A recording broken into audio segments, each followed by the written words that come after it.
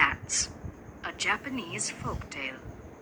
Joji grew up on a farm with his parents, brothers, and sisters.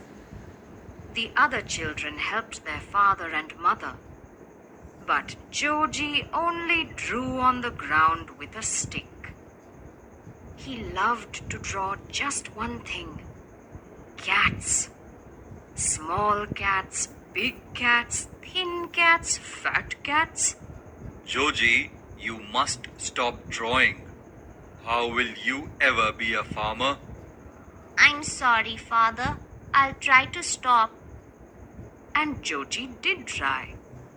But whenever he saw one of the farm cats go by, he forgot about work and drew another cat.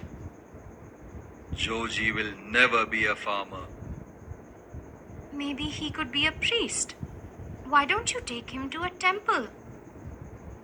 So Joji's father took him to the priest at the village temple. I'll be happy to teach him. From then on, Joji lived in the temple. The priest gave him lessons in reading and writing. Now, the other students worked hard at their writing.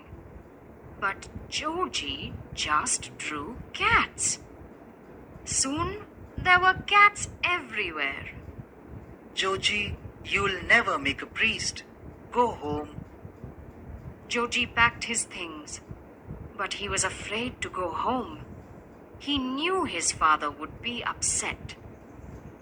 Then, he remembered another temple in a village nearby. Maybe I can stay with the priest there. He started walking. It was already night when he reached the village. He climbed the steps of the temple and knocked. There was no answer. He opened the heavy door. It was dark inside. He lit a lamp by the door. Then he saw something that made him smile. All around the big room were folding screens. Joji got out his writing box and made some ink. Then he dipped his brush and started to draw. And what Joji drew was just one thing: cats. The last screen was as long as the room. Joji drew a gigantic cat.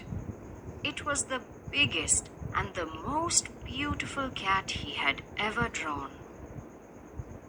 After that, Joji got tired. He found a closet and settled inside. He shut the panel door and went to sleep.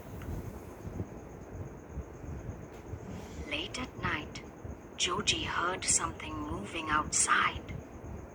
It sounded like a fierce animal that was sniffing around the big room.